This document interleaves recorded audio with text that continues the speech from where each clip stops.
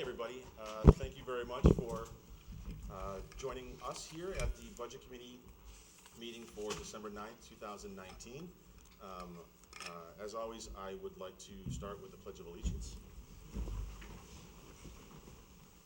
Pledge allegiance to the flag of the United States of America and to the republic for which it stands, one nation, under God, indivisible, with liberty and justice for all.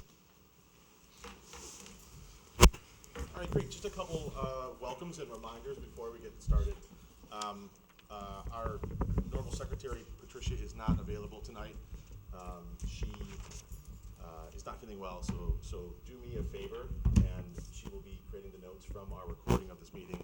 Please ensure that you're speaking into the microphones when we're making comments. It looks like we have a full house in terms of committee members, and Christian wrote me earlier today to say that he is traveling in, might be a few minutes late. He's going to slide in as we get started with the meeting, and will join as soon as he can. As soon as he arrives, he'll be joining in. Also, I'd like to say thank you very much to Dr. Susan Givens, who's joining us tonight to walk us through the proposed budget for the school. And we'll get to that in just a few minutes. I have one order of business to take care of first, and that is approval of the minutes from the November 25th meeting that we had a couple weeks ago. Patricia did us a nice favor here by putting line numbers next to that. So if you have a comment or a change to be made, just go ahead and reference those numbers, and it will make her job easier of making these changes. Again, please make sure that you go ahead and speak into the microphone so that it's nice and easy for her to hear every word. I will entertain a motion to accept the minutes from the November 25th, 2019 meeting. Good. Hold on. I've got two items. Hold on 1 second, Roger. Let's make the motion to first. approve. Thank you. Second. Thanks, Jeff. Okay, we'll open up for discussion, and Roger, why don't we... Yeah, I have two items. Line 41 and line 42. I believe it would be clarified better if we inserted the word proposed prior to the word ballot on line 42.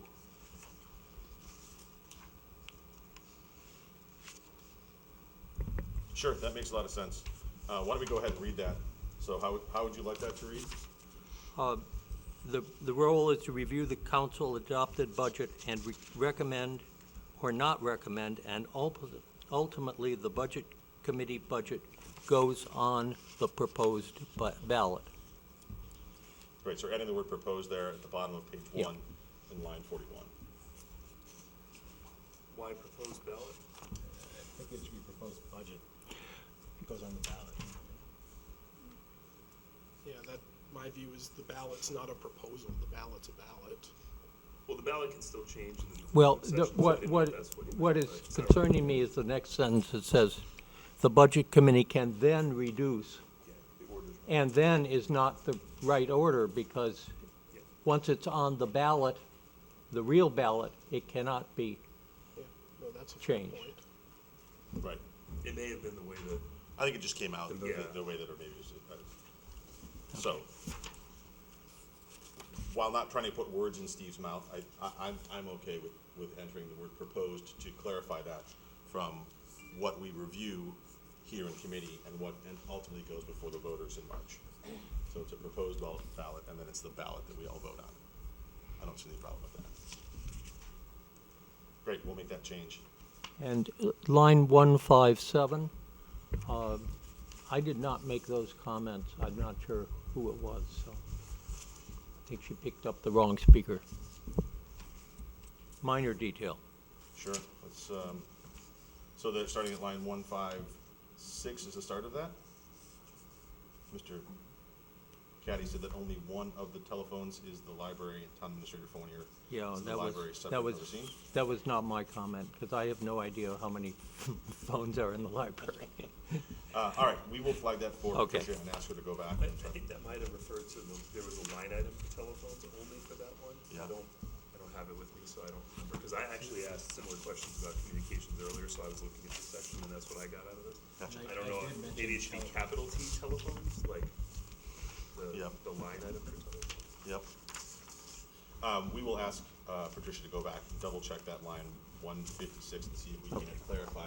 It may be, since she wasn't here for the last meeting, it may be just a recording issue that was hard to pick up on that. So we'll ask her to take a look at that. So I won't move this into a vote for acceptance. We'd like to see the final copy of these before we do that. So we'll ask Patricia to make these amendments. We'll bring these back to our next meeting and complete that vote then. Great. Thanks, everybody. Okay. At this time, I would like to invite Dr. Susan Givens to help us understand a little bit more the proposed budget. So we'll start with, I think, with a presentation for folks to see, and then we'll move into a question and answer series for members that are here and willing to ask you questions. Dr. Givens, can I ask you to maybe pull the microphone in just a bit? I want to make sure you're picked up by the sound. Okay. Is it on? I'm not sure that it's on.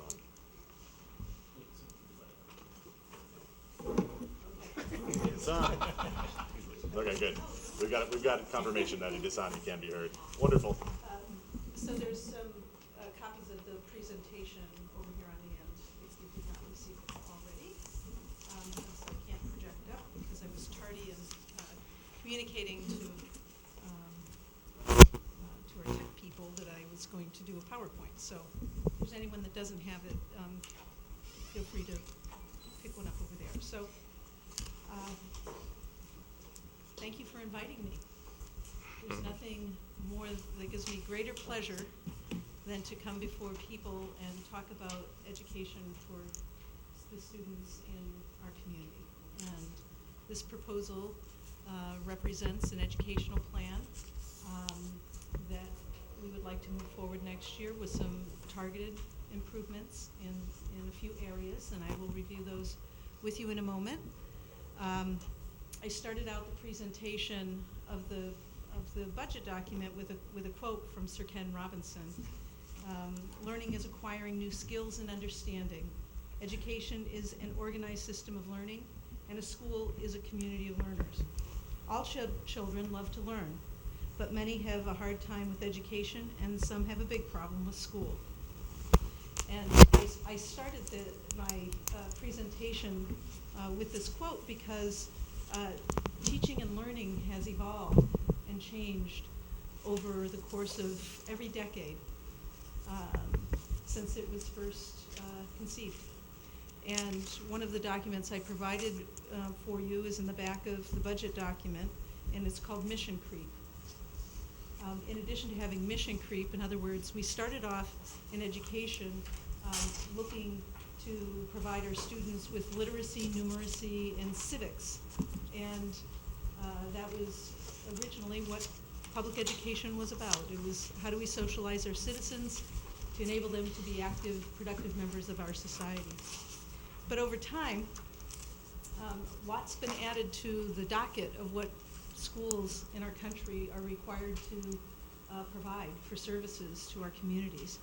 And I'm not going to take any time tonight to read to you all of those requirements. You can read those at your leisure. But I thought it was really important to start off with, a little bit of a history, because I know for me, my education has been a long process about education over a long period of time, and I've learned a lot. And I want to share some of that knowledge with you tonight and in the years to come. So in addition to all of these kind of mission creep requirements, education has changed significantly over time. And one of the most fundamental changes is in really our outcomes. You know, for years and years and years, what we did was we taught content, and it was about memorizing, reciting, and kind of regurgitating information. But in this information age in which we live, you don't need to come to schools and libraries to gain content. You can just hop online, and you have access to all kinds of information that previously you had to come to school for. So it kind of changes the dynamics of school. And I like to think about it in a way that we've made a significant shift. And this quote here exemplifies that. Learning is acquiring skills and understanding. In other words, we need to be teaching our kids how to think. It's not about how much content they can consume and recite for us. It's what can they do with the information they have. How do they make sense of that? And so changing to more of a skills-based approach to teaching and learning is a huge shift in our field.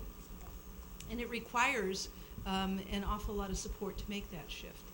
And when you have to do it in a way where you have to fly the proverbial ship while you're making the change, then sometimes it requires some targeted investments in order to be able to make the changes that we need to make.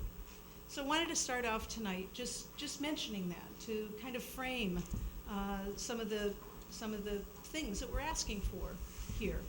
A year from now, we'll be engaged in a visioning process, and that's really going to then ground the school and district improvement efforts. But there's an awful lot of work that we need to do right now in order to provide our kids with an education that doesn't have some significant or some really clear deficiencies that I see and have been identified already. So I'd be remiss if I didn't come to you and request funding to address some targeted deficiencies in our programming, because those can't wait. You know, kids, when they fall behind, it's really increasingly more difficult to get them to be able to move forward in their learning progression when they have a learning gap. And so this proposal here includes some improvements so that we are starting to attend to some of those gaps that we have. So on the second slide, I'll start there. And I also at the top, if my slide is a summary of a page in the document, I reference the numbers. So if you want the bigger presentation, you can go to that particular page. But the priorities, since we don't have a vision, centered around three specific areas. So one was, being able to sustain some efforts that have been ongoing for the last couple of years that are hopeful. We're hopeful that those improvements will be able to come to fruition this year and next year if we continue to move forward with them. The second priority was to attend to some of those essential needs where if we don't address them, that there'll be some kind of an adverse impact on students. And then the third one is to ensure that our facilities are safe, secure, and accessible to all members of our school community. As you know, the building projects will be completed this year, and next year both will be online, and there's a cost impact to us in the upcoming year.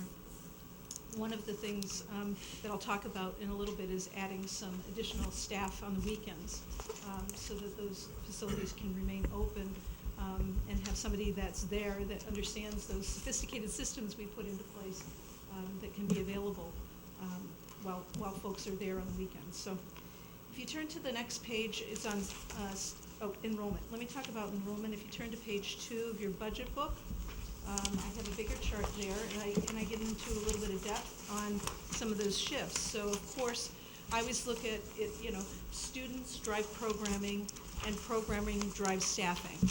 And so there's two things that I always take into consideration when preparing the budget. And one is, what is happening with our student population, just in numbers, Do we expect to have some kind of a significant increase coming up at any particular level in the organization? And right now, we're not anticipating a significant increase at the elementary level or at the middle school level. In fact, the middle school level, we're expecting a fewer students. And the reason for that is because we have a very large class that's coming out of the 8th grade this year and going up to the high school next year.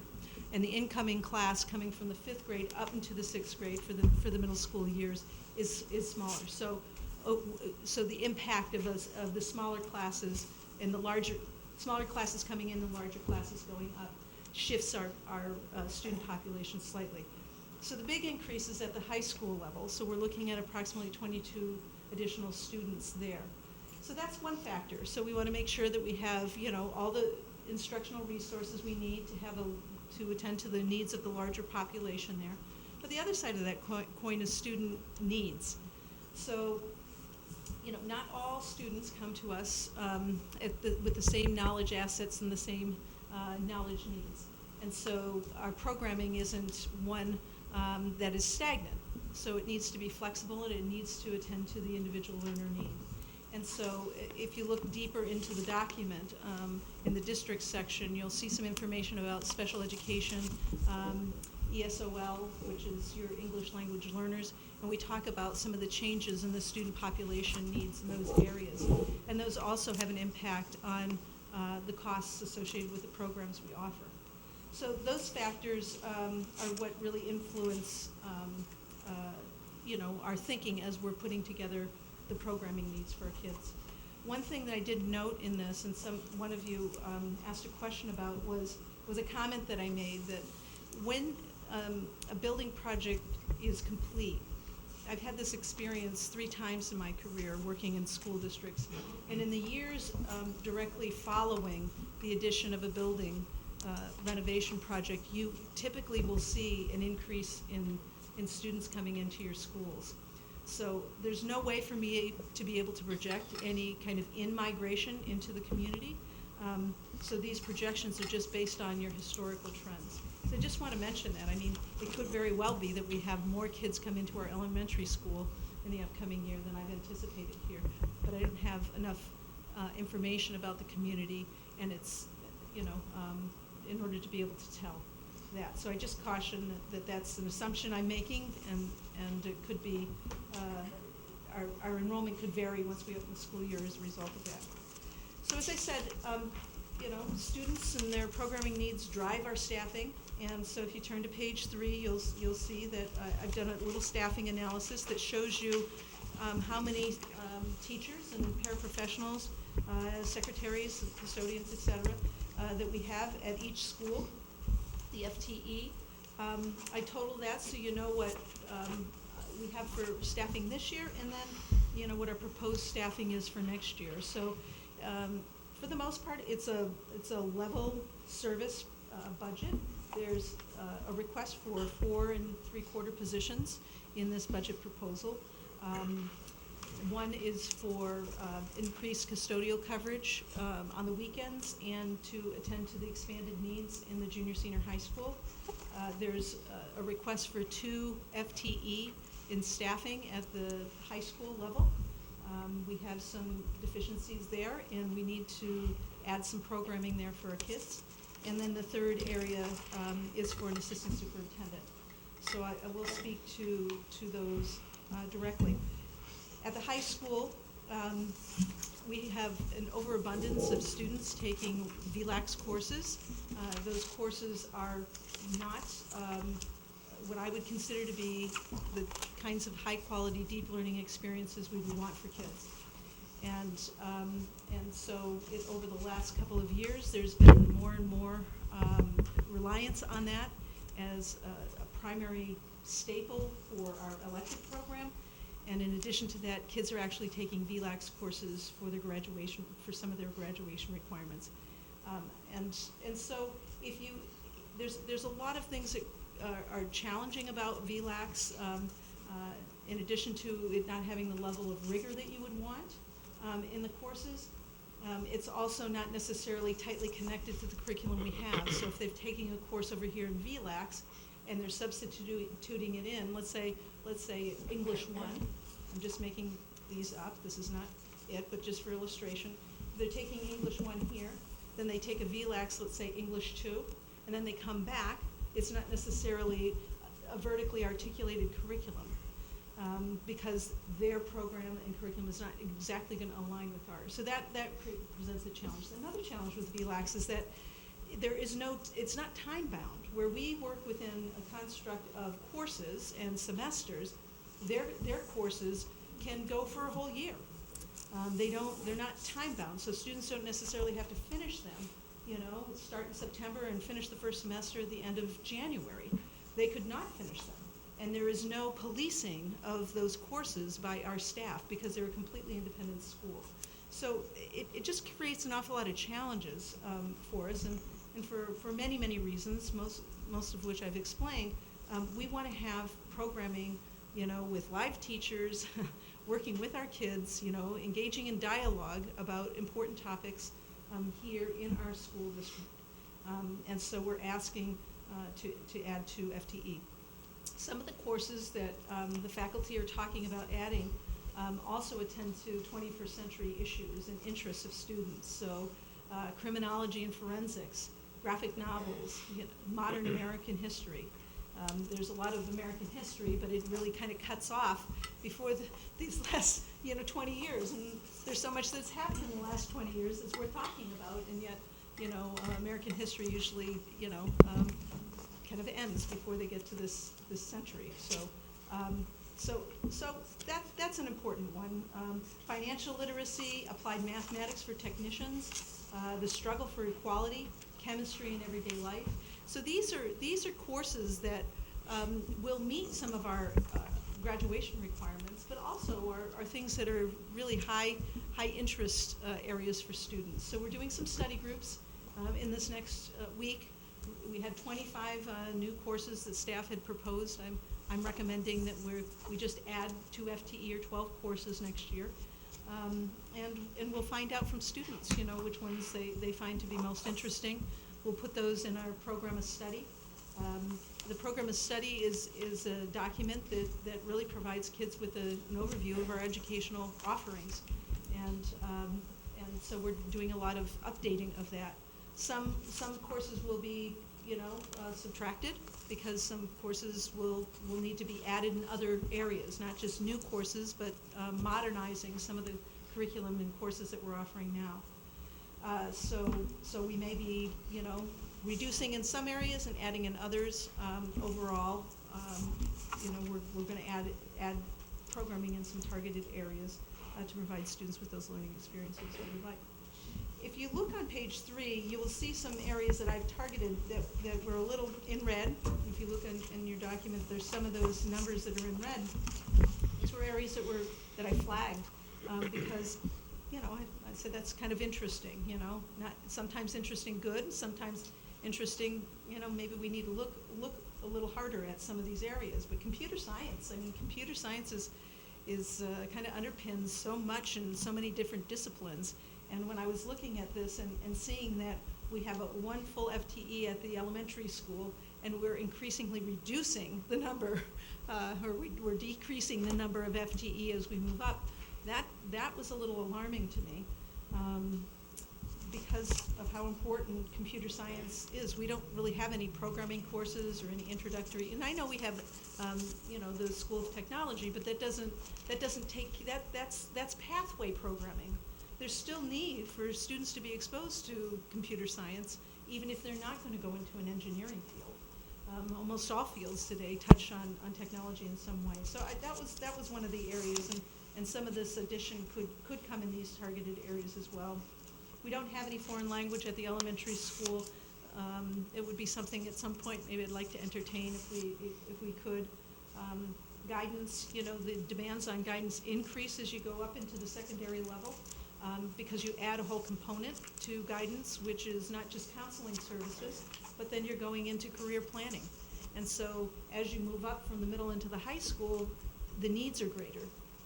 And so that's an area I'm keeping my eye on, because I'm not sure that we have adequate staffing there. We made a couple of adjustments this year, and we'll see how that plays out. I'm not ready to say we need to add until I see how these changes that we implemented this year pan out. Performing arts is another area that I was very surprised to see the numbers there. Performing arts, that would be music and drama. So at the elementary level, we have 1.3 FTE. We have the same at the middle school level, and then when we get up to the high school, it drops down to 1/3 of an FTE. Which tells you that we're not providing programming to students who have interest in that area. A 0.3 FTE is not a whole lot. So how are you providing those vertical pathways for those students that have interest in that area? You can't with an FTE like that. You should be seeing more as you get higher up in your educational experience, not lower. So that's an area, a target area. And then wellness is highlighted because our graduation requirement is significantly lower than the number of FTE we have here. So I think, I don't understand it well enough to say I think we should cut back there, but it's an area that I have my eye on. I want to understand better. It's certainly important to provide programming in health and wellness, there's no question about that. But if we have a graduation requirement that's a half a semester, then if I add up a half a semester, that's a lot more FTE than you would need to provide that. So I need to understand that a little bit better. And we could see some shifts in some of those areas as we look forward. So those are the big changes I wanted to point out in support of this addition of the FTEs at the high school.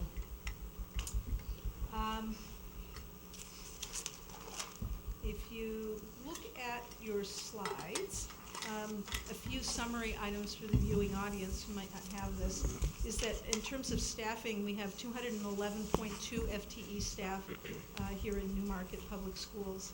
91% of those are building level staff.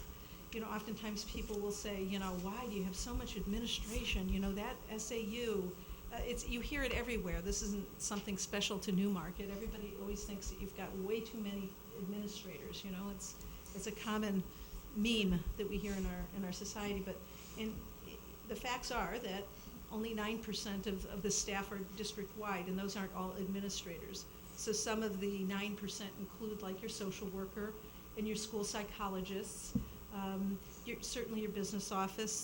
Those aren't the same types of functions that you would think is big administrative staffing.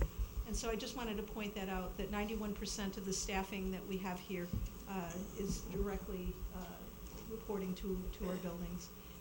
That this increase of staffing, the 4.75, represents a 2.3% increase, and the cost impact of the staffing portion of this request is $481,216. So for instructional improvements, I've talked pretty extensively about the high school FTE and the expanding course offerings. Another component to that is we're having some challenges around students matriculating from grade to grade.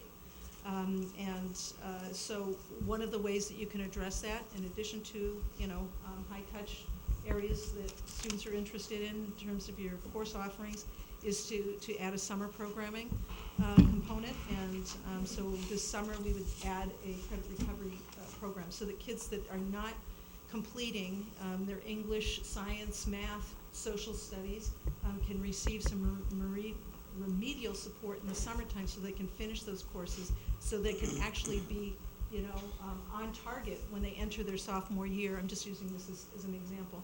Their sophomore year, and they're not, behind when they begin. So that's an important improvement that's here. The impact of that is about $9,000. We want to address a curricular gap in the third grade reading and writing program. It was added 2 years ago, but it drops off at the third grade. And there's certain transition periods in education through the continuum, and so kindergarten is kind of the ramp up to lower elementary school. Third grade is the ramp up. In other words, your expectations increase in a significant way, and third grade in service to supporting higher rigor in the 4th and 5th grade. And then when they transition to the middle school, the 6th grade, you've got to add more supports there to support the higher level of expectation, and then at the high school level when you hit 9th grade. So this is a real problem if we don't add some curricular resources at that stage. Then the kids are coming off this highly structured program, and then they're going to kind of fall off as opposed to be caught and lifted forward. And so we have an inquiry group this year that's set up to look at what kinds of resources and programming we want to add there. And there's money in next year's budget to support those resources and that programming. The assistant superintendent, of course, staff recruitment, induction, and mentoring program is really, really important. We have a significant staff turnover ratio, especially at the high school, junior and senior high school level. And when you have 20% of your certified staff that are turning over, it's really difficult to support change and improvement. So when you don't have, it's like any profession that you have.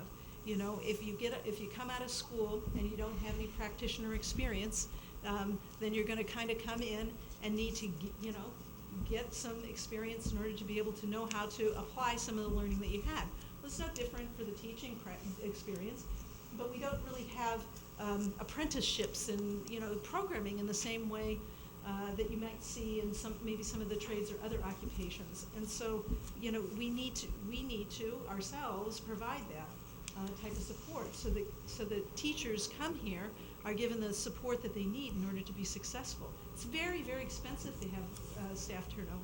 There's a statistic that 40% of your capacity is lost every time you turn over a staff member. And the longer the staff member has been in your employ, the more capacity you've lost organizationally. So if we have this chronic turnover, it's really, really difficult, to make the kinds of improvements for teachers to establish the long-term relationships with students that you would want. And so it's important that we address this challenge that we're faced with. And then we want to add some student servicing programs, especially in these transition years that I mentioned. Hot topic, of course, is this assistant superintendent, and why do we need this? And I've talked a bit about that, but if you look in the back of your packet on page 29, you'll see 29, 30, and 31. I've provided you with the rationale for why this is so important. But I think if you look at page 30 on the organization chart, it's a better visual for why this is so important. So high-quality teaching and learning happens at an intersection between academic services and student supports. And right now, we have a person that provides leadership at the district level for all programming associated with student services. So, and I've given you on the next page, in case you don't, the next 2 pages, what is student services? I don't expect that people are going to know what these terms mean. But student services, they provide instruction and services to students in a variety of different ways. Some of it's academic, sometimes it's social, sometimes it's emotional, sometimes it's behavioral supports, as they grow older and they have questions and things arise in their everyday lives that provide them with challenges. We provide support through counseling programs, social work, OT, PT, sometimes speech, all kinds of services, ESLO services, so that as students are coming and their native home language is French or Spanish, and they need additional support in order to be able to transition into our dominant English curriculum, they're able to do that.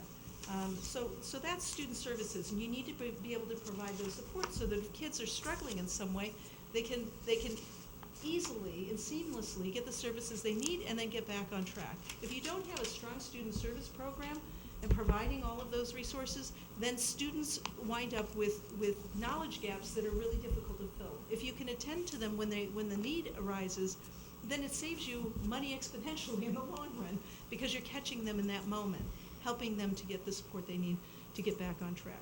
So it's super important in order to be able to have quality learning for that. The academics is what probably most people are familiar with, You think math, science, reading, social studies, all of your traditional aspects of, a traditional education experience. And they're really important too, so you have standards and competencies, you have, we're assessed to death practically today in these areas, but there's somebody that needs to be able to make sure that our programming is what we call vertically articulated. In other words, that what we're doing in first grade, supports and leads to the learning experience they need in second, and then third, and then fourth. It's not left by chance, that we have some learning outcomes here when they graduate, and that all of our learning experience should tie up to that learning outcome at the high school level. The person that makes sure you have vertical articulation of your curriculum is your assistant superintendent. That is a primary function. And in order to know where they have gaps in the curriculum, they are usually the ones that are the master of your data on your educational side. They do audits, reporting, tons of these requirements that we have here that are really not about teaching numeracy and literacy and social studies and all of that, but all of these other reporting requirements. So it's a really, really important position, and it is the head of kind of the academic service sphere of our organization.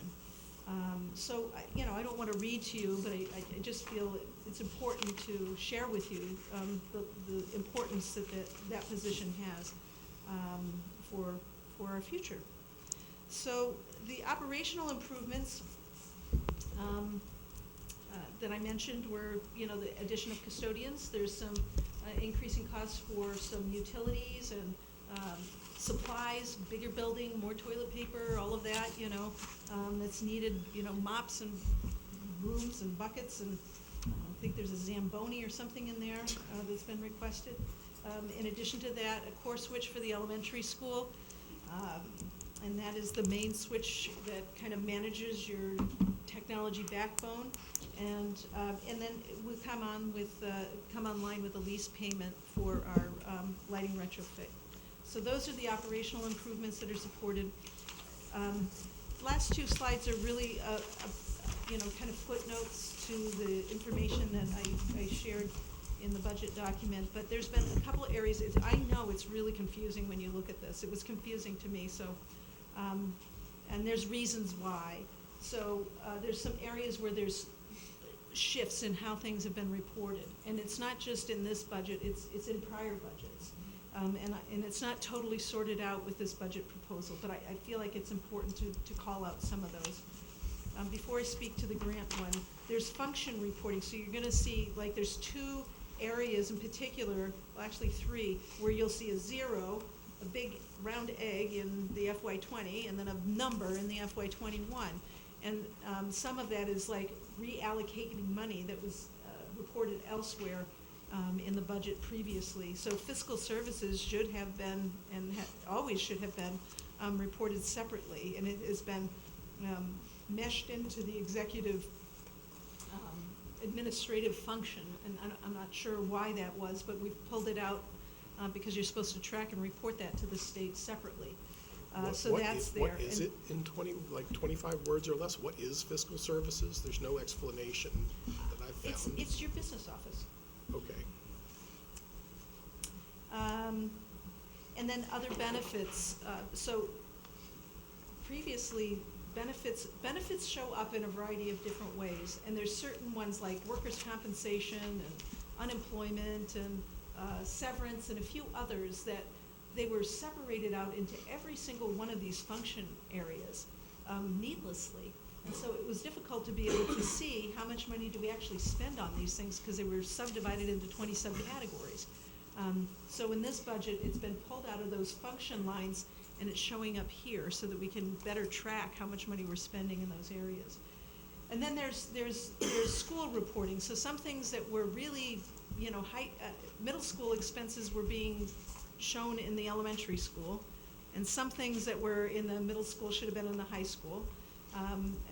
There were even some things that were at the building level that should have been at the SAU, and some things at the SAU that should have been, were being reported down. So this is an attempt to be able to start to untangle the reporting and how things are allocated to the various chart of accounts. And then last, there's this difference from year to year on how things were reported. So as I was looking back and trying to make sense of, okay, for the last 3 years, how much money we spent on instructional services, which again is defined in 3 different ways on this. I'm not really sure why the New Hampshire Chart of Accounts has so many different variations of instructional service, but I'll learn more as I go along. But in some cases, it would look like you were spending money, and then you weren't spending any money there. But then you look, 4 functions up, then you're spending money. So things are being recorded in different places at different times. And I suspect that's because of the chronic turnover in the office. So you've been through a number of business people, you've been through a lot of superintendents, been through people in the business office, and I think that folks come in, they look, and they start charging things where they think are the right account, but perhaps they were charged to different accounts at different times. So I think if you can get some stability in our business office, and we can get somebody to really look at the chart of accounts, establish what they should be today, and then we start recording and reporting things based on a really good chart of accounts, then we will all benefit tremendously from being able to see how much money do we really spend in each of these areas year in and year out. But for now, it's a little messy, and so I understand it can be difficult when you're looking and trying to analyze, the wherefores and whys, how that can be difficult. Also, there was a grant that we lost some funding in a grant, and so $48,000 of costs that were charged off to a grant for some special education services is dried up, and so that has to be shifted over into the expense lines for the general operating budget. So, in closing, cost increases, the FY21 educational plan funding proposal is $22,296,613. It's a $1.5,337,999 increase, or 7.4%. $529,142, or 34%, is for those improvements I mentioned, and the $1,008,857, or 66%, are for the impact of the level service budget moving forward. That is my overview, and I think I covered quite a number of the items on your questions, but I'm sure I missed some. So I'm more than happy to answer any questions you might have. Thank you very much. I really appreciate the walkthrough. I appreciate the preparation of the slides and the materials you provided for us. I know that members of the Budget Committee have a series of questions that we would like to ask you, and so we'll open that up in just a second. I want to just, ask the committee members to do us a favor as we, try to communicate information, out to the public, but also get our own questions answered. Let's try to keep this to a one-person question at a time. So let's ask a question. If there's a follow-up or an idea that comes up, we'll go with that. But I want to make sure that we have ample time for people to ask their questions, and so they won't get sort of single focused on one. So Dan, I think I'll make you my guinea pig. We'll let you ask a question, potentially with a follow-up, and then we'll look to sort of take volunteers for the next questions. This is probably going to come across as more of a comment than a question, but so this is my 5th year doing this, and the thing that I guess is concerning me, and it's been a concern every year, it's not new to this year, is just the general lack of continuity. And I understand you're new in this position. You can't know the way things were presented in the past. You lost your business. We lost the business administrator coming into this as well. So there's a big element of blank slate to this. But I'll give you some examples of the sort of things I'm observing that make me feel like it's difficult to put a lot of this into context. Like the benefits jump out at me. When I first stepped onto the Budget Committee, benefits were broken out separately in the budget.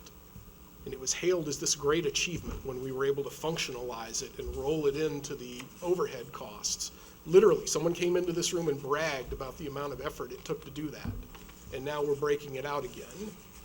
So it's not that I'm saying they're right and you're wrong, or you're right and they're wrong. It's just something that makes it a little difficult to follow, because there's not been much of a continuity of the narrative that goes along with these things.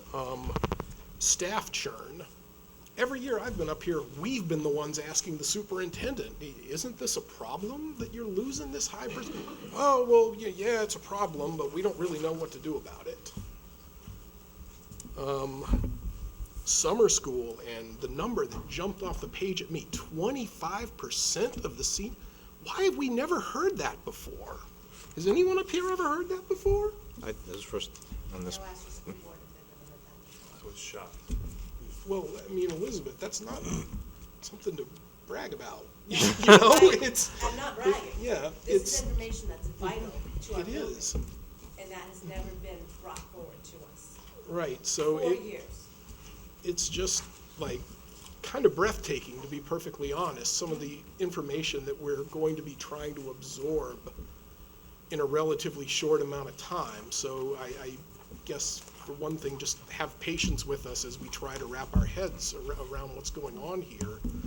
Because, ultimately our responsibility is to the taxpayers. And while I do really appreciate the depth of information you've provided to us, it's, in some cases, I think, very detailed in some areas, yet very shallow in others, that we need to really assess what we're voting on. And the change in presentation in past years, we've had really, really extensive crosstabs functionalizing costs across different things, and that was, in some cases, to be perfectly honest, overkill. But we've gone quite far to the other extreme at this point, where it's sometimes difficult. Like the example, I'm stealing somebody's thunder, and I apologize to whoever it was, but someone said, $1 million for principals, or I believe was the number in there.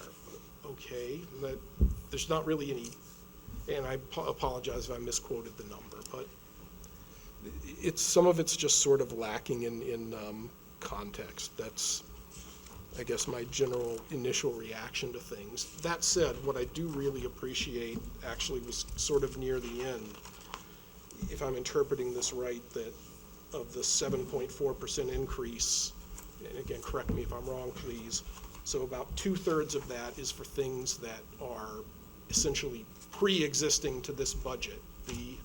We had a warrant article last year, so there was a salary increase for the teachers that wasn't part of the operating budget last year, and now it is. And then 1/3 of this is things that are genuinely incremental to things that we've approved in the past. So I do really appreciate that split, because just to my simplistic way of thinking, it begins to narrow down what we're really talking about, what's really at issue. So thanks for, I'll take your nodding as confirming that I'm interpreting that correctly. All right. So is there, let me just sort of tie this up. Is there a question that we have sort of a direct question for Dr. Gibbons that we want to ask? Everything you said, I think, makes a lot of sense. I wasn't able to sort of pull out something we can No, put forward. it was more of a comment than a question. Great, thanks, Dan. I'll look to my left and see if there's any questions that come out of the group over here. I'll sort of work this way, and Jeff, I think I'm going to stop with you and say, I've got plenty. do you have maybe an opening question that we can ask? Let me try to follow up on what Dan said, because that 25% number was among a few things that jumped out at me. That was the one that reminded me of when I first moved here 6-7 years ago, and I heard that the fire marshal wanted to shut down the school. I was like, oh my God, how can that happen? And I had the same feeling about that sentence. So, having been here 5 years on this committee, just like Dan, I feel like somehow I should have seen this coming, or I should have known about it. If you didn't know on the school board, then I don't know how I would have known. But did we miss something in the budget? If we're only increasing the programming $500K, that seems like an easy fix, relatively compared to the money that we spend in this budget. What did we miss? What should have been in the past budgets? We don't need to rehash the whole budget, but were there some key things that we're getting in this one that we should have had in past budgets that we should expect to see going forward? Not a whole programming discussion, we're getting there, but just the basics. Well, that's a great question to ask, and if I was here last year, I'd be better armed to answer that.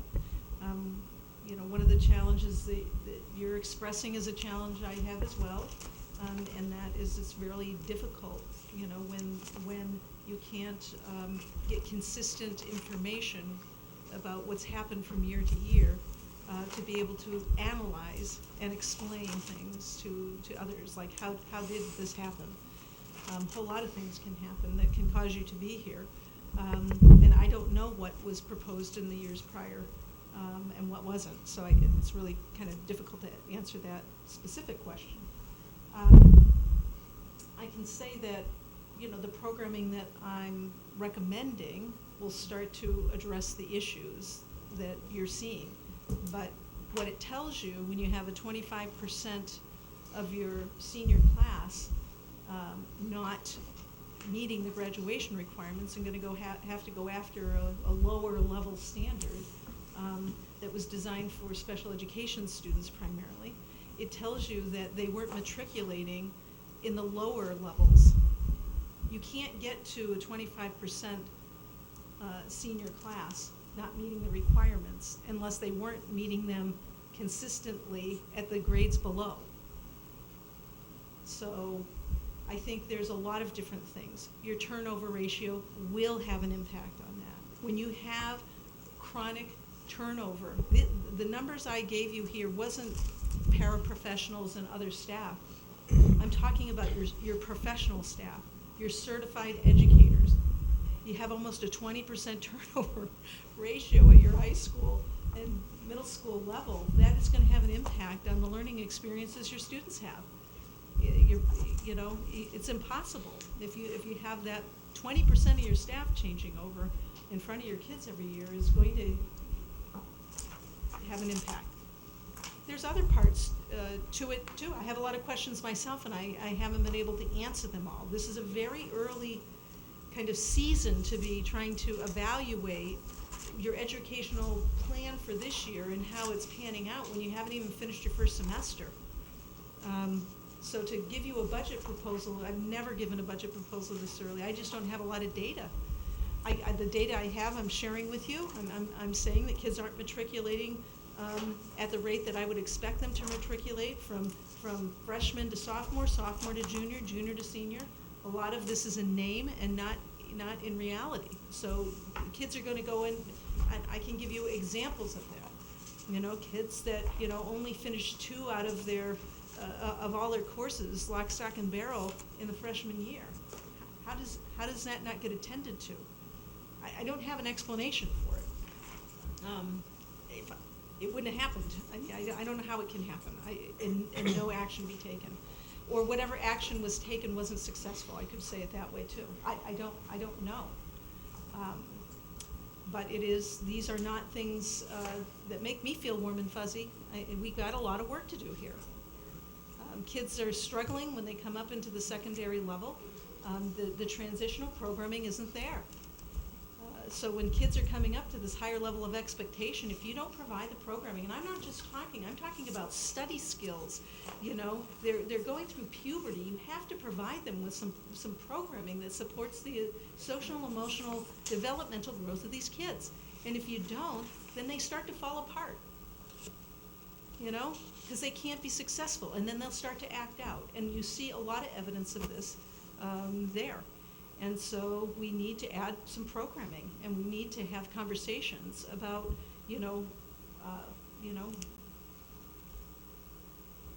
our future and what our expectations are, not just for students, but for how that translates into the educational program we provide. But I also can say that, there's been cutbacks in staff at the high school level, going to VLACs. Those are not preparing your kids to succeed when they leave here. I haven't even looked at what happens when they leave here, post-secondary, statistics. We've got a lot of things to look at.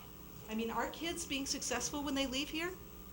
When they get into college, if they do go to college, are they staying, or are they dropping out after a year? Because they can't match the level of rigor that's being expected of them. I think I know what I'm gonna see when I start looking at that. And I don't think it's gonna be something we're gonna feel really great about. But all I can do is say that this is where we're at, and if, it's my intention to never find us here again. Can I follow up? Yeah, on I the think last maybe little just bit? for the folks at home, as they begin to educate, we've been talking about the language. Can you just cite where this comment about the 25% appears inside the It's in budget? the high school budget. Page 10? It's on Yeah. page 10, Joe? Yeah. Right. Looks like the 4th paragraph down, perhaps, Yes. if I'm not mistaken.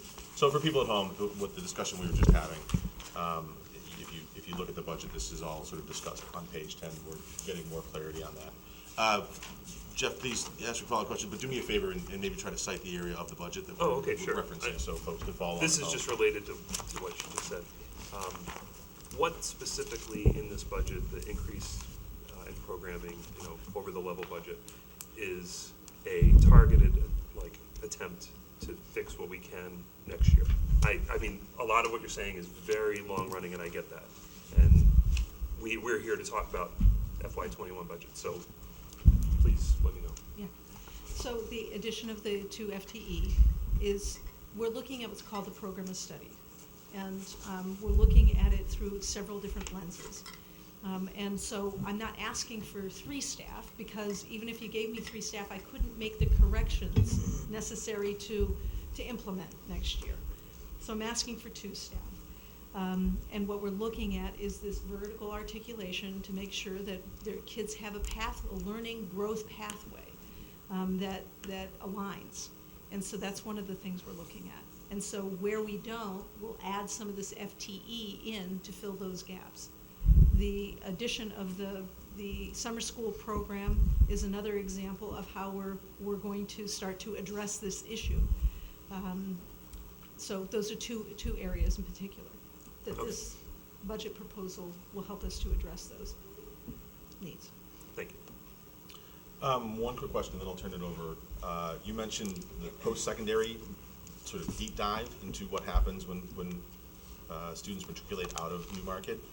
On the org chart, where would that responsibility to do some of those To deep look dives? at the data? To look at the data. Assistant Who superintendent. would be doing that? Okay, thank you. I'll look over here to my side. Yeah, Go ahead, Gary. if you'll allow it, I'd like to kind of regress to our previous meeting. You just received a new audit because you weren't satisfied with the first audit. Has that made you aware of any items that we should be aware of? We did get an updated draft, though I have to say I haven't really picked it up because I've been focused on trying to get you this budget. But there was one that came in, I think it was last week, and I honestly haven't picked it up to look it over. Oh, I thought when we met with you last time, you just received it. Maybe I was misunderstood. It was a draft. They made some adjustments to it, and then they sent us new ones. We have a person that's filling in on a part-time basis as a BA who has a lot of experience in New Hampshire. Actually was a resident here. Marie D'Agostino, maybe you're familiar with the name. And so she's been working with them, got your tax rate set, done a lot of things. But we haven't gotten to looking at that in depth. Thank you. Roger, you communicated a couple questions to me beforehand, so. Yeah,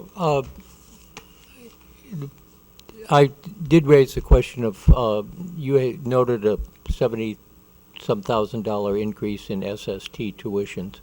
Where does that come in the budget, and how many people, or how many students, and how much money do we tuition out to SST? That's a great question. So the number of 70,000 is a combination of two numbers in my narrative. One is SST tuition increases, and the other is for out-of-district special education students. So there's two numbers. And so if you look on pages 13 and 20, to turn to 13, I'll show you where that number is. On page 13, you'll see career, and there's too many R's in that, but career technical program, and that's the tuition we paid for SST. In addition, we pay for transportation, but the transportation's in another line, Okay. okay? And that's. And how many students does that represent? That's a good question. I don't know that number off the top of my head, but I can find out. It's also been changed the way they bill it. We used to pay we paid a chunk for a certain amount of students, and then we would add on for each additional student. They reconfigured that this year, and it's, and I cannot remember the amount per student. Do you know off the top of your head? Per student next year, I believe I might not get this exactly right, and you can repeat it in the. Oh, sorry, folks, why don't we, Yeah, we can't remember the number off the But top. I'm gonna say it's about 3170 per student. So what they've done is they've combined, so much jargon, but their students with IEPs have aides with them. So now instead of our district paying for that aid, we're just doing one lump sum, and everybody's gonna be charged the same amount of money, whether you have an aid, an IEP, or just a regular class. There's a separate board that meets for SST, and all the districts went, and they voted for that. To put it simply, it's an average expense, not an actual one. The average, and you pay that amount per student, not the amount that, your specific students would be charged under the old system. do you have a follow-up question? The second part of that, on page 20 is the other half of that. So the increase for SST is just south of $33,000. And if you turn to page 20, you'll see the increase in the special education out-of-district tuition. And that's on the very first line on page 20 where it says special education. It's going up just south of 44,000. So it's a combination of those two lines that represent that increase of 7%. Okay. Okay? Thank you for that clarification. Yep. I made the comment about the fiscal services, $400,000, which came out of other budgets, but I can't tell where it came out of. So it's really hard to see what the real increase or decrease is in the other budgets that are there. It's a little mystifying because 400 is a pretty big number, and yet I can't see any other changes that seem to add up to it, so. Yes, because all the other increases are baked into the Right. other numbers. I understand. It is, in that, it's confusing. And I don't know how to untangle it in a way that provides more clarity. One of the things that disguises some of that is that by asking for the assistant superintendent, which is in the executive line, it kind of masks some of the money that was moved from that executive line down into fiscal. And then in addition, you have money that's come out of all those other functions on some of the benefit pieces that are now going into the fiscal line. And so they're kind of being plucked from a variety of different places. But I think the biggest piece that masks it is the addition of the assistant superintendent, which is about $154,000 with all benefits, retirement. That's not the salary. But when you include all of those other costs Okay. on that line, it really does mask it. So if you look here under, let me see, it should be on page. Wait a second here. Oh, I'm going to say page 20. It should be on page 20 that we can kind of see some of the activities, I think. So, like I said, there's money being plucked out of a lot of the other functions and coming over to fiscal. But the salary piece, you'll see a line here that's, let's say, about 8 down that says Executive Administrative Services, and you see a decrease of 39. That should be larger. What's netting out of that is that some of the staff was taken out of that line and was put into fiscal services, but the assistant superintendent was added there.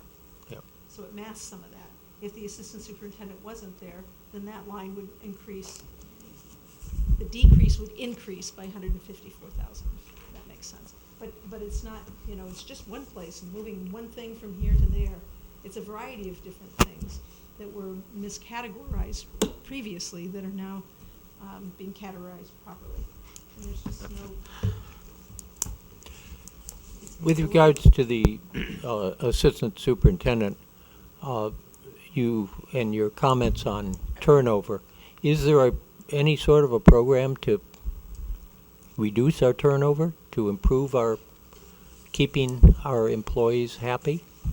Well, there's two things that we really need to do. One is that we're not on cycle with what a normal hiring process would be. So when I came in, I hired 36 people this summer.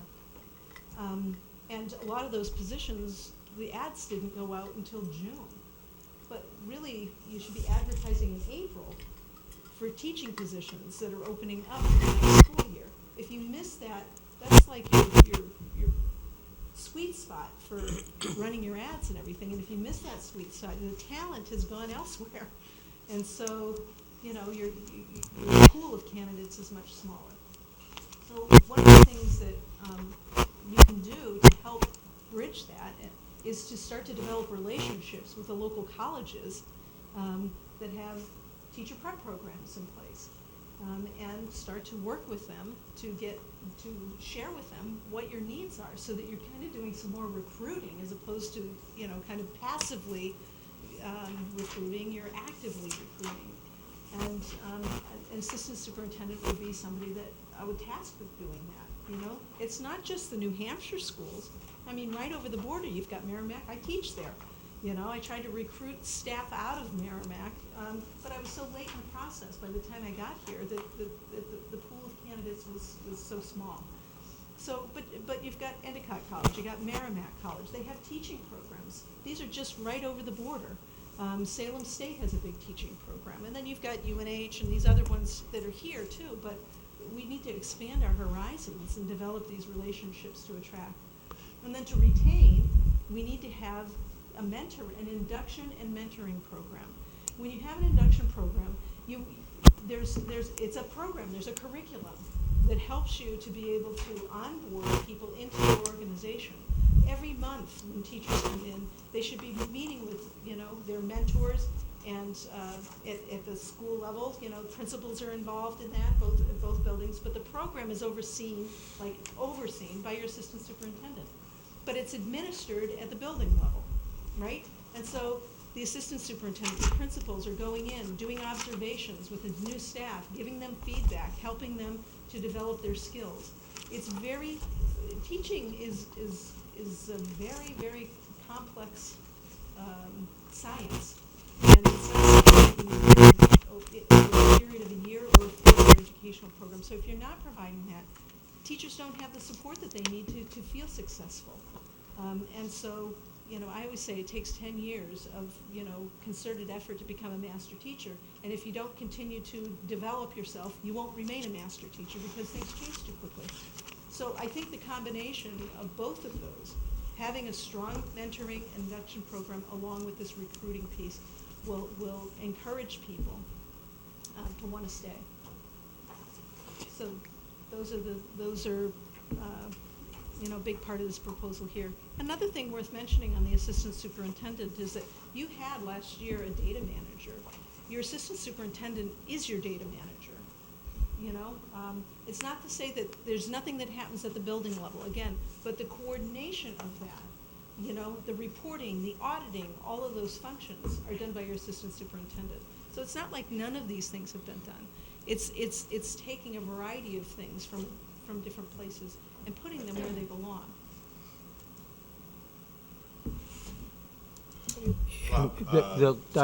One last question, and that is that with the increase in custodial staff so that you can have somebody on duty on the weekend, is the building used by outside groups? Are they all town groups? Is there ever any revenue charged to help defray the cost of custodial service for outside groups?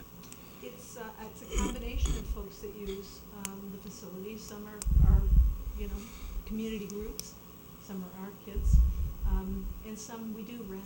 And the money for that goes to offset these expenses. So you'll get the revenue component of this. I know somebody had asked about that. What does this cost? Is this what we're going to put before the community? And it would be these costs less the revenue that comes in. And the business administrator will be working on that this week, so I'll be able to send that along to you. But that's one of the items. I was told it's a miscellaneous revenue, so it just lowers the impact of cost to the towns. So that shows up in some line item somewhere as revenue? On the revenue side. I didn't see where that line item was. You don't have the revenue part of this here in this proposal yet. It hasn't been presented to you yet. So is the bottom line that you've proposed that what is to be raised by taxation? No, it would be lower than this. What is the amount to be raised by taxation? That's what we're working on next, the revenue projection. Okay, thank you. Yep. Robert, I know you had a question, so Yes, please. can you So- do me a favor, pull that microphone close to you so we can capture your... Do my best to project. So I, like others, and I'm sure many on the board as well, surprised to hear some of the comments, and then, of course, early in your data gathering, and I understand that from your explanation, where you mentioned even if I tried to use 3, in my words, I asked for 2 because I'm not sure yet where to put the third. FTE, from an example you spoke of earlier. So as you gather more understanding of where the issues are, my suspicion is that next year's budget will ask for a bit more of an increase as we begin to then address a lot of the issues that you should have another year's worth of data. And so I guess I'd be remiss if I didn't ask how to try to start to consider to offset any of those potential additional budgetary expenses. And so what jumps to me from a bit of a philosophical point of view is on page 22 of the goal number 3. In light of the increased needs this year, the likely increased needs here for fiscal year 22, I would suspect, was a battle for many years to vote in a new school. But the way that I read prepare a list of add alternatives, I imagine that's additional alternatives by January 2020 for consideration for the Facilities Committee and School Board should the forecast for renovations be under budget. So if I'm reading that correctly, if we spend less than the amount we asked for, look to see if there's other items that we can add back in for the additional appropriation. And I wonder if that were to happen, if instead considering just the reduction of spending instead of adding an additional alternatives list. If you might speak to that for a moment. This goal is, I guess, more about your building project than your educational programming. And from what we know now, we're about at a on target. You know, we won't have any money left, but you know, we won't overspend. We're right about there, and so I'm not anticipating that we're going to have anything left over from the bond proceeds. That said, there is money that has accumulated in bond interest, and there are some targeted needs that we would like to address that weren't part of the original scope of work, but are important to kind of complete the work that you had embarked on. So, you know, there was some reductions. My understanding is that there were, and it looks to me to be true, that there were reductions in the amount of money you had for FF&E. So what was included in the building project were the basics, you know, desks and chairs and, you know, things like that. But what was not included was extra shelving that they need and cabinets in the science lab. Some were included and some were not. As we've moved into the building, we've found that there's some electrical that needs to be added. The acoustics in the science labs that don't have the ceilings, that have open ceilings, the acoustics are really, really challenging. It's challenging to hear the teacher. It's challenging. I've been in the classes multiple times, and sitting in a group setting, it can be difficult to hear the student on the other side who's explaining their lab. So some of the money we'd like to use, if approved by town meeting, is to put the acoustical ceiling tiles in so that we can hear. There's flashing on the interactive whiteboards, and because we don't have dimmer switches to be able to adjust the lighting, it's either full on or full off. When it's full on and the projectors are on them, there's a flashing that makes it really difficult for the kids to see. Some of these things you wouldn't have known when you were designing your building, but now that we're in, they have a negative impact on our learning environment. And so the things that we would like to be able to spend the money on are things that are related to the facilities that really do have an impact on the teaching and learning experience we have for kids. So that's how I would answer that. I don't think that there's anything that we would, that we were thinking and that we had talked to the building committee about that wasn't something like that. Thank you. Yeah. Thank you. Let me make sure that there aren't folks who haven't spoken yet that want a chance. Welcome, Christian. Thanks for joining us. Sorry for late And work. do me a favor, pull that. Yep, pull that absolutely. podium. Yeah, I noticed in the budget, healthcare premiums are going up about a little over 4%. What are the healthcare programs that the district offers in collective bargaining? School care. Is it so the town offers an HSA and an HMO? Do you know if the district offers an HSA I plan? I don't know enough about the health insurance offerings here to answer the question. I can find out for you though. Yeah, that'd be Yeah. useful. I know I have the yellow plan. Yeah. That Yeah, doesn't it's help you yellow at and all. orange. Again, I'm trying to remember. I'm pretty sure it's HSAs. They are HSAs. Pretty sure, so don't hold me to this day. But it's school care. Let me move this way just once, you've been sort of in the peripheral vision here, so, Joe. I feel your pain. This budget is not exactly the easiest thing to follow.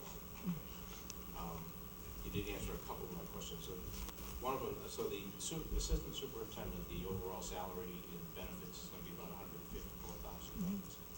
$154,000.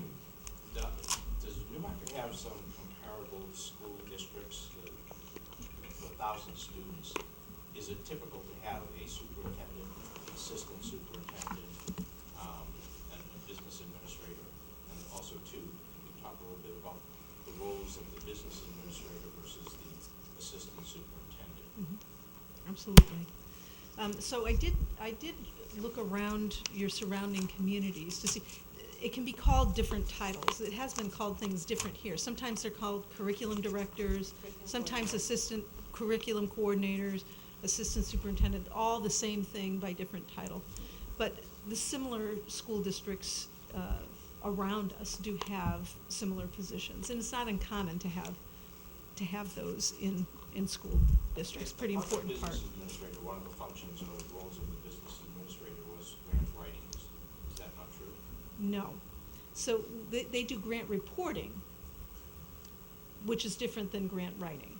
So there is no grant writing that's done through the business office. They wouldn't know, yeah, usually the assistant superintendent does that because you're writing grants to support programs that you have, you know, for kids. A business administrator really wouldn't. So who's been writing them up to this point? It used to be your assistant superintendent until that position was eliminated, and now it's being parceled out to about 5 different people. And so there's no coordination of that in the district. And so sometimes grant monies aren't spent because there's nobody that's kind of championing that work. Because it's not just writing the grant, then you have to follow through and implement whatever the program you wrote the grant for is about. And if you don't have staffing to do that, you can write all the grants in the world. But if you don't have the capacity to implement.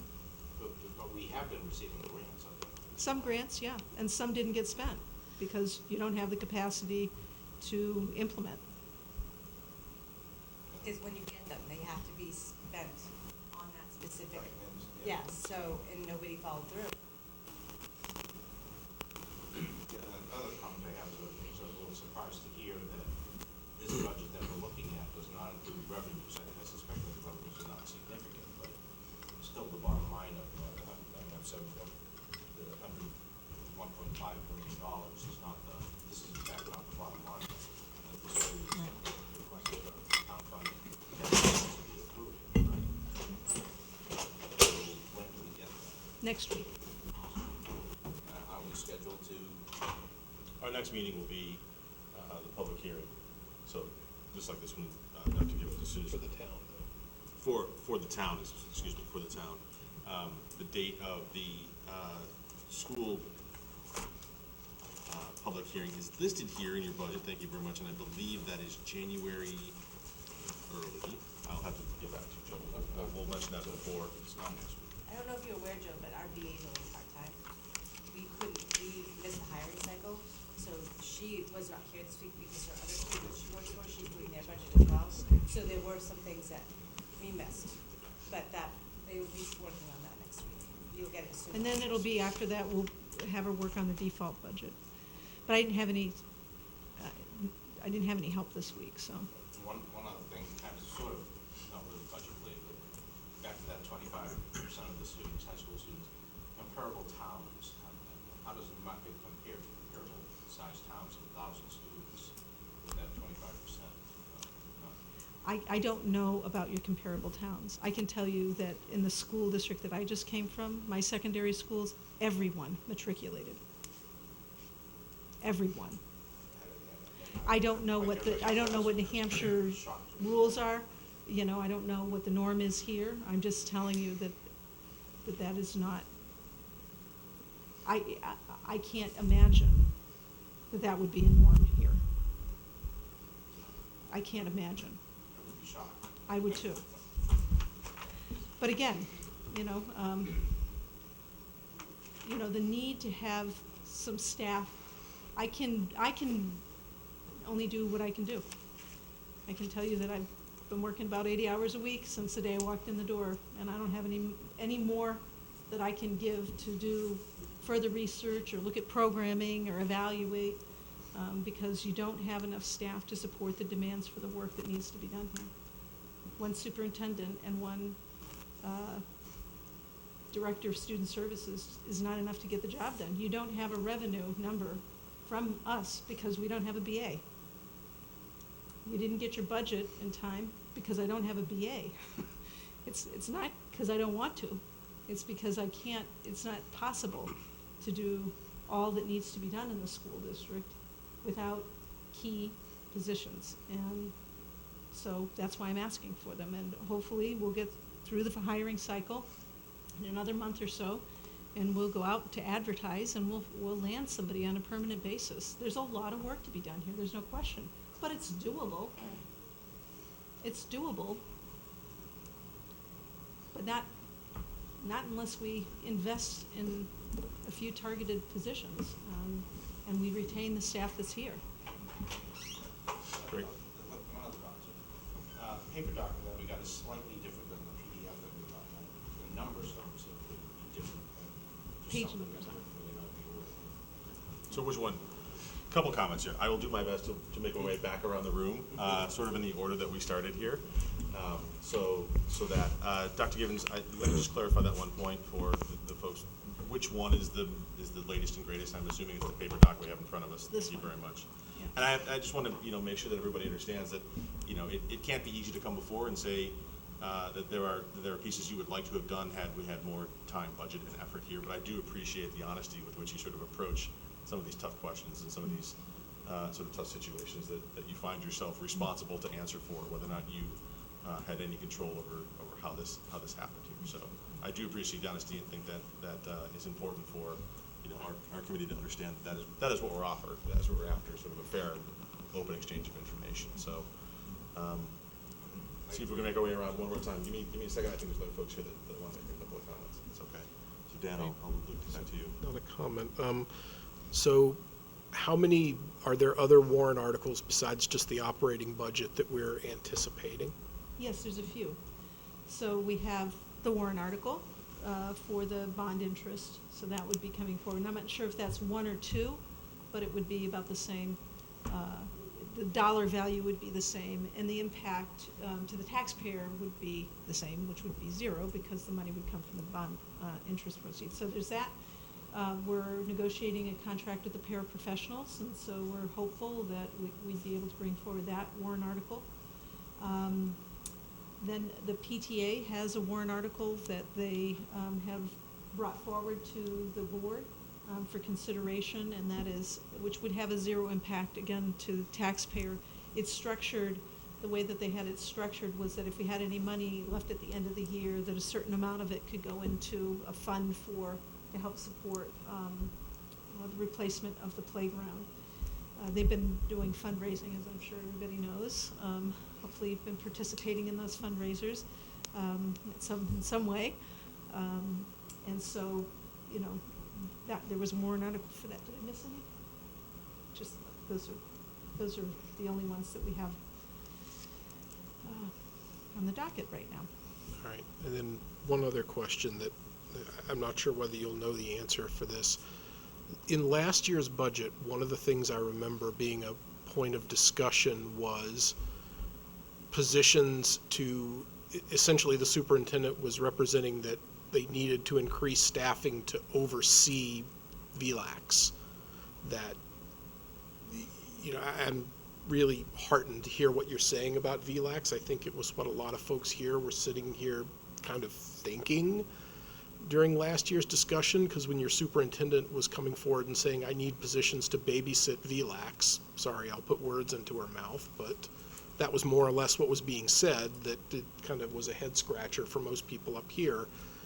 What happened to those positions? Because I'm pretty sure they were in the budget, and I know we didn't cut anything out of the budget. Do those still exist in some form or fashion? Yeah. Oh, it's I don't know what the acronym says, it's probably virtual learning, something charter, I think. Okay.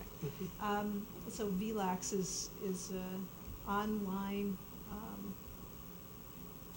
Class. it's a school in which all of the content, curriculum, and courses is administered online. One of the big differences that so there's different kinds of virtual learning environments. Some of them are bound, like virtual high school. They run by a semester in a very structured way. There is a teacher that's actively engaging with students throughout the entire process. So it's more like kind of a blended learning environment where they're leveraging the technology. VLAX is not that structured. And so it's really kind of more akin to, an online, like if you were doing some training program in your particular profession and you went online and it walked you through the modules, and then you complete them and go on to another, but it's not integrated. In other words, there's not discussion boards where kids are engaging with one another and with faculty in that way. They're kind of completing more of a checklist style program. They can access some teachers if they have questions, if they get stuck, but it's not this like really active engagement between people taking the courses with one another and with faculty. So that's what VLAX is. So the kids, my understanding is that the kids can get privileges and go home and take VLAX classes at home if they're juniors and seniors. I think that's exclusive to juniors and seniors. But the kids that are in the lower high school grades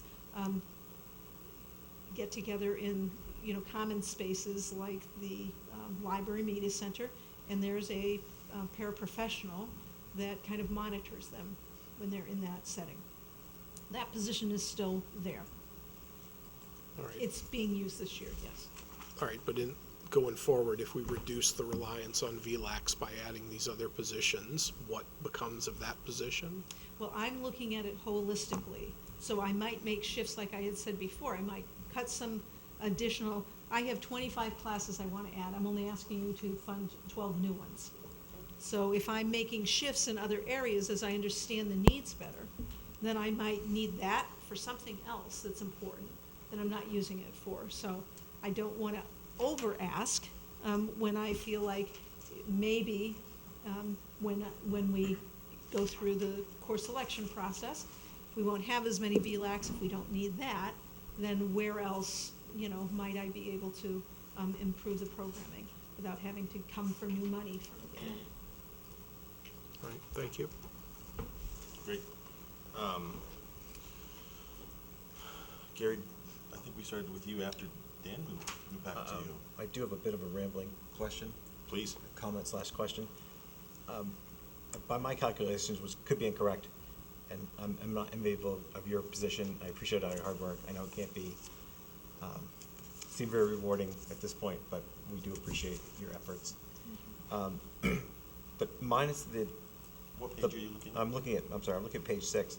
Minus the bonds, I calculated out that we did a 8.6% increase in 2019, 2020, and then about an 8.2% increase this year. And who knows what we're gonna look for the following years. 6% increase in regular education and special education. Now, I understand there was a teacher contract, and we're looking at a paraprofessional contract, but we haven't even seen that yet. We have the school board has a budget of $163,000. To steal back my my statement that Dan took, the principal's office is 1.1 million, which is 2/3 of the budget of the police department for the entire town. If you look at the athletics, it's straight going up by let's go up by $15,000. I'm just concerned, and I'm as upset as the rest of us that we aren't matriculating everyone, because it seems like it should be a very easy goal.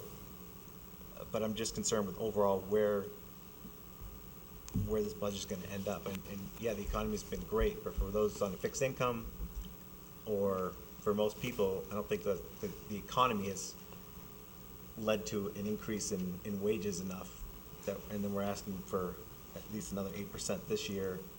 And I'm just concerned to me where we're going and where it's gonna level off, if at all. And I just don't know if you have any comments on some of that spending. I mean, it'd be great to see an itemized list of what the spending was by various functions or the specifics of the various departments, like the principal and et cetera. That would be my goal for the upcoming year. Again, some of this is just a capacity issue. Sure. So do you? I hear what you're saying. In fact, I find it challenging in this format to be able to make connections for you regarding the actual education program we're providing, because the way that this is divided doesn't really help you tell the story in a way that makes sense. A lot of these things that are separated out, I don't know why they're separated out, because they're part of for example, student services includes a lot of these functions combined together, and yet they're separated out. So then it gives you a very difficult time conceptualizing how much money remember how I was talking about those domains? How much do you spend on academics versus student services? Well, when it's separated out into 15 categories, it's really hard to grasp that. Other things, so that's work the BA, once we get them on board, can help provide some leadership in that area, because. Well, that kind of gives us a comparison between last year and this year. But Yeah. I assume you were involved with making the proposed budget. For instance, athletics. Why are we looking at increasing athletics by $15,000? Some of that's due to, so coaches, they move along, like someone call them steps, for lack of a better way to describe it. Transportation costs increase. And so the combination of the salary pieces plus that, in order to support the current athletic programs, is an increase of $15,000. It's not adding anything, it's just the breathing costs of your existing programs moving forward. They'll top out, so the coaches will top out eventually, and then you won't have the impact of them moving along the continuum of a schedule. Is the principal office increase something similar, staff just getting increased wage increases? Let me see. Find it. It's 2/3 of the way How far down, is it? just above fiscal services, 3 lines up. Thank you. Yeah, so it's not just, it's all principal office, so your copiers, it's not just the cost of your principals, it's Sure. probably a better title would be your building level administrative costs. So substitutes, things like that, your substitute caller, any of those kinds of expenses would be wrapped up into that. Your clerical staff that goes to support your main office is included in that. It's not just your principals. No, of course. Yeah. So think of it in that way, your building level administration piece. That's not instructional. In other words, it's the things that go to support that, but isn't part of the cost of classroom teaching. Like books and, Wait, Jerry, you No, finished? that's. Let me do a quick check. We've been at this for 90 minutes. How's everybody doing? Do we want to keep going? Do we want to take a 5-minute break? After giving clearly consideration to you two, any of that? No, we're okay to keep moving? All right, if anyone does feel like we want to go. Sounds good? Get it over with. Yeah, right. Dan, Jeff, I'll throw it over to you. I've got one, hopefully very easy to answer, that I just am confused, and then a slightly longer one. So on page 22, it mentions a warrant article to expend for ad alternatives mentioned earlier. And then on page 23, under district goal, the last district goal, action plan 5, organize and present, blah, blah, blah, to consider for the bond interest warrant article, which you mentioned. Are they the same one? Yeah. Can you explain in more detail what this article is, just so that I get it? It sounds like we have some bond interest money left over, and we want to expend it, and there needs to be authority to expend it. Is that all it Yes. is? That's all it is. Does it need to list some of the things, or is it just kind of like, once you have the authority to spend X, you guys will figure it out? We have some things that I mentioned previously. Acoustical tile, like Yeah, that? Okay, exactly, got it. yeah. I heard these things over different parts of tonight, and I wasn't sure that they were all together, but I had Yeah. asked that question earlier, and that's the easy one. Jeff, just real quickly, if I can add to that, all fall, we've been engaged in a process with a building committee, with Susan, and with the staff and admin at both schools. When we went through the design development process for the building originally, I don't know if I can. Pick it up so you can drop it later when you're done. There we go. So we went through the design development process. Sorry. We'll see how it goes before I do that. But we had a list. We had a tight budget, right? And so we had a list of things that we probably ought to have. And to give you an example, has anybody been to the elementary gymnasium, for basketball? Okay, so we don't have any bleachers, right? So there's no place for parents to sit. They sit on the floor. And if there are any, games or whatever, students got to sit on the floor. That was an ad alternative. The courtyard area at the high school, which is unfinished, which could be a great learning space. There's a design for it, but that was an ad alternative, okay? So we had a whole list of these things we went through with the architect, with staff, with administration, with the building committee, and the school board. There's a whole list. So we put those on hold until we saw how that project went, right? When you start tearing apart old buildings, you don't know what you're gonna find when you start digging, so we didn't want to commit to any of that stuff. In addition to that, this fall, Susan, I don't know how she found the time, but she put together a survey, and to say to the staff at the schools, you're in some of these spaces now, okay? What's missing? Are you missing an outlet? Is there another? Do you need another gas outlet at your chemistry station? Do you need cabinetry? There was a whole input process on like a Google document where people gave their input. You might imagine that people ask for the world, which is great. People are enthusiastic. But Susan oversaw a process with the principals at both schools to winnow those down. What do we really need? And so we had a meeting, I think it was about a month ago, with the building committee. And we looked at all of that stuff, and it was all prioritized. And we agreed that the things that Susan's team came up with were worthwhile.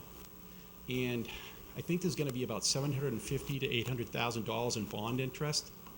That warrant article would pay for that list of things. The ad alternatives and the sort of the move-in list, if you will. So hopefully that helps. Just before you walk away, for those who are regular viewers of the budget committee but not the school board, Yes, Mike Kennison, I'm the chair of the school board. Thanks. Thank you. Thank you, that was my easy one. But it might actually segue nicely into my longer one. So this core switch that's mentioned in here, but there's no actual number associated with it. This is, I guess, a telephone switch, you said earlier, right? It's the main switch that manages your technology infrastructure. So it's not telephones, it's your Wi-Fi, your backbone brains. Okay. You might know this, Mike. Is that related, did that come as an iteration on the building improvements, or was that planned as part of the building work, or I not don't planned? believe so, Jeff. I think that's part of, and Jason could confirm this, but I believe it's just part of the ongoing, infrastructure updates. Like, every 70 years, you need to replace these things. The reason why that seems relevant to me is if you've got the bond interest money, and we know we need the switch upgrade, if it came out of the renovations, you'd think that would have to be the top of the list, not courtyard or whatever. But if it's not at all related, then as long as that's spelled out sufficiently that this was coming anyway and not, didn't come as a consequence, then it'll be a little easier to see, we've got this money, it's for infrastructure in these facilities, but we're gonna use that for something else, and we're gonna put the core switch in the budget. Does that make sense? So like, Yeah, it was- I think it's all part of the same, like, we're trying to Yeah. demystify the numbers. Yeah. And if people who've been on the committee for a while are having a hard time, it's gonna be doubly hard for people who have no experience with it at all, and maybe, you know, some button gets pushed for them and they wanna go looking and they don't find a lot of detail to it. So, I had asked in an email, if we could get the backup numbers by function. Do you have them? I mean, we've gotten them in past years and in like 5 different versions. Like Dan said earlier, we didn't need 5 different versions. Do they exist for this budget? Could we get them later, like we get the revenue? I could put it on the list of things to do, but my understanding is you need the revenue numbers and you need the default budget, right? Next, right? Correct. So they don't already exist. It's not like when we see a number in one of these tables that there is a breakdown to it that just isn't here. Well, We in just the have the different higher level slices number. that I've given them to you, you know, like regular education, I broke down by school Yep. in the sections. I mean, that's what I have. Okay. No, if I don't know if what this other is what you ways they- have, that's okay. I mean, I can show you the voluminous I craziness that saw we got in that. the past. Yeah, and frankly, we don't need that. Yeah. But for the ones, when we got it, when you had the time for people on the committee, you could actually go and try to figure out where are the wires connected. Something's leaving this line and going the other. Usually would come up in these kind of meetings and we could go look at it. If we don't have it, then we can only rely on these kind of questions, and it's really hard. I can It imagine is. being on the spot and you're looking at it and you're like, I know I remember where this $50,000 went, but on the spot you don't remember because there's just so many places. I think- So if you don't have it, you don't have it. That's okay. Yeah, I think that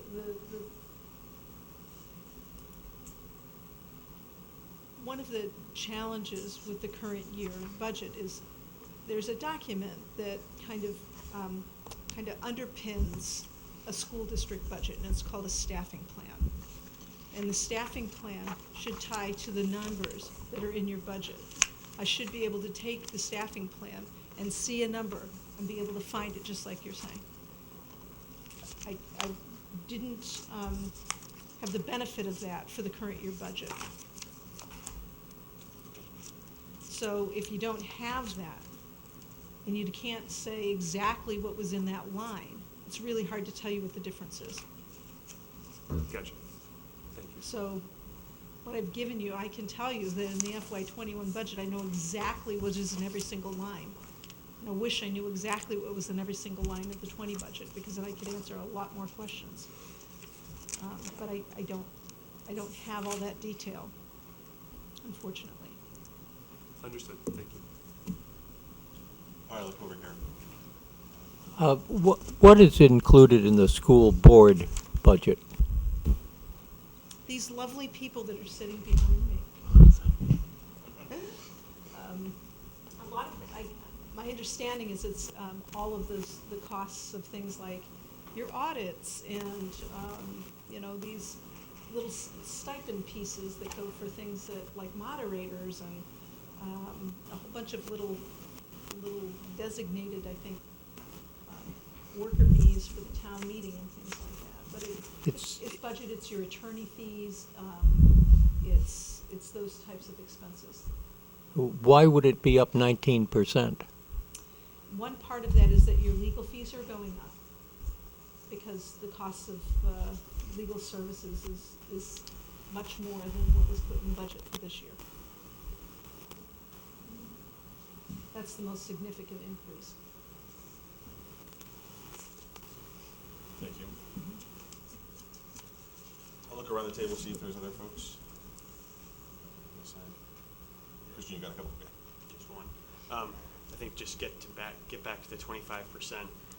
With the 2 full-time staff that are coming on board to offer new programming, where is the lack of matriculation happening? In my mind, when I think of core matriculation, it's our core studies, not any of the electives you've listed. So are they matriculating in things like English, math, social studies, or core classes, and they're not hitting their electives, in which case we're adding more electives for them to succeed in? Or are they failing in the core classes and we're adding electives but we're not really hitting what we should be hitting? I think there's a combination of both, right?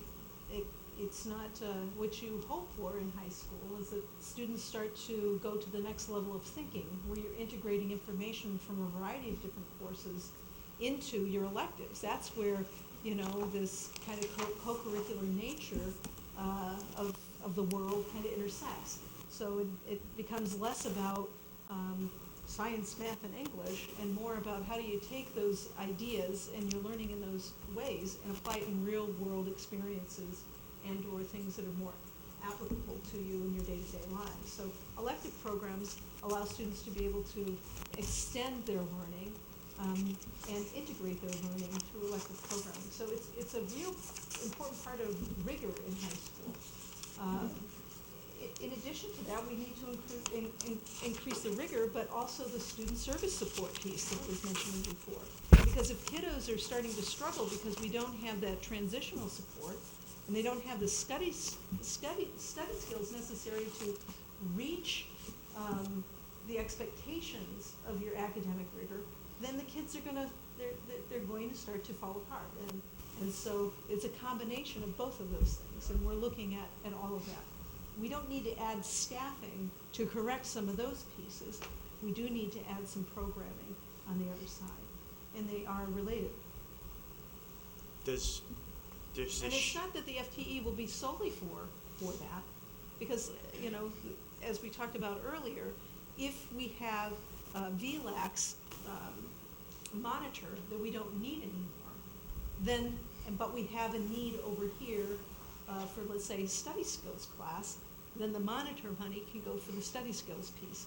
So that's how we was thinking about it. So do you anticipate with the new staff to eliminate access to VLAX programs? Not entirely, because I don't think it's an over-reliance on VLAX that I would argue is not good. I think every student should take an online course before they graduate, because there's a lot of learning that happens online. And I think that they should have, at least, it should be required. It just shouldn't be required to take 3 of them in 1 year, or to fulfill your core requirements there. If they're enhancement in some way, I'm not saying eliminate VLAX. It just shouldn't be a primary piece of your educational programming, and it happens to be that now. I completely agree. Elizabeth saw a hand up. I think I just want to follow up with that. If you remember, we got rid of 2 full-time employees 2 years ago. They weren't here. With that, we saw the increase of the VLAX. Last year, I don't know how many, and I have the number, again, it's gone, of how many kids we have on VLAX. And we have a monitor, we have to have a room. We have a table for 16 kids, and at one point there were 32 kids in that room to take a VLAX course. Each taking a different VLAX course. They're not all taking the same one. So this monitor is going around trying to help, maybe doing Latin, maybe doing chem. It was overused, and we over-relied on it. And I truly believe the vision that Susan has to bring those 2 full-time teachers back will bring us back to what we had before. That's my point. I guess I was just trying to say, if you could see what happened over the last 2 years, the loss of those AP teachers, and how many kids are on VLAX, it's so wrong. My daughter takes 4. She's a junior. Means she doesn't have teacher support. She doesn't have students. She doesn't have her peers. She's dealing with homeschool kids. She has to meet with her teacher tomorrow night at 8:45 at night, because the teacher has a full-time job. It's wrong, and things that we didn't understand, because we didn't understand what VLAX was when we made these decisions. I think we can fix it, and this would be a good start. Thanks. I'll try to make my way around again. I think we're there. So we'll look to this side. Folks who need the answer, we'll look to this side. Thank you very much, Dr. Gibbons. One final, just administrative piece. We talked about sort of loop back to the budget committee for the final pieces here, the revenue piece, and then Yes. also the default budget. Can you help me set a reasonable expectation for when that might come sort of per date now, and we'll talk about it later on. If not, we can follow up later on. Yeah, I definitely will have the revenue to you, next week. I can't say what day, I don't know what day she's coming in, but I can promise that before we go to the holiday break, you'll have the revenue. And we'll give you the revenue, and I'll have a narrative to explain the various pieces, so, because I know we won't necessarily, I mean, I'm happy to come back, I just don't, whenever you want me to, I'm happy to come back. It'd be great if we could do it around when Marie could be here, because, she's the one that would really be able to explain it at the level that you would want. Okay, we'll follow up then. Yeah. The next time the committee's meeting, I think, is next Monday, December 16th, so if there's any way that we can try I'll to ask her if she coordinate can do that. Yeah, great, if not, then we'll discuss what date we will have it when we meet again next week. Well, hey, thank you very much, I appreciate you sort of spending what the end of must have been a long day, and answered all of our questions. We do appreciate all the effort that went into this and all the honesty that you shared with us heading into this. I know the people that I have talked to, thought highly of the presentation of the budget, and also I think this has been very informative for both people here in this room and then also those that are watching on camera, if there are any, we hope. So thanks very much. We've got a couple other orders of business to do, but Dr. Gibbons, you're excused. Thank you for your time. Thank you very much. Thank you. Appreciate your interest and questions.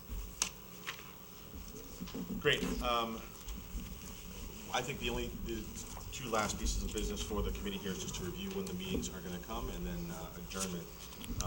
Down at the bottom of the agenda, you can see that our next scheduled time is December 16th. We'll be working with the town budget at the public hearing for that. And then our next schedule is January 13th for the school district budget public hearing. So those are the next two dates that we'll be having. I will be sending out agendas as usual before we get into that. So we have sort of an available date on, January the 6th, in the event that we need to get together for warrants or anything else, right? Yep, I believe so. I'll double check that. And then I'm just referencing off what's here in Dr. Gibbons' appendix. January 21 is the last day to hold a public hearing on the budget. So if we, for whatever reason, need more time, January 13th is a snowstorm, for example. We do have a backup date for that. So Yeah, I guess my thought was just, should we ask them, which I think is Penny, to go ahead and notice January 6th? I mean, we can cancel it if there's nothing to talk about, but I'm, given the pace at which we're getting some of these things, I've got a suspicion that it may be worthwhile to go ahead and yeah, I'll put double check that on the calendar. It may already be noticed. At worst, we have what happened last Monday where there was just some folks thought that we might be meeting when we weren't, and just a simple email clarification of that. But having the notice there obviously gives us the flexibility to hold or not hold. So I will talk to Penny about putting that date on our calendar. So good idea, Dan. You should definitely do it because the 20th is Martin Luther King Jr. birthday. And so we wouldn't be able to push back a week. And I think after that, we may be too late. Close to it. Okay. Thanks. Thanks, everybody. I appreciate the time, effort, speaking into the microphones. That was all terrific. I will entertain a motion to adjourn. So moved. Thanks, Rob. Thanks, Zach.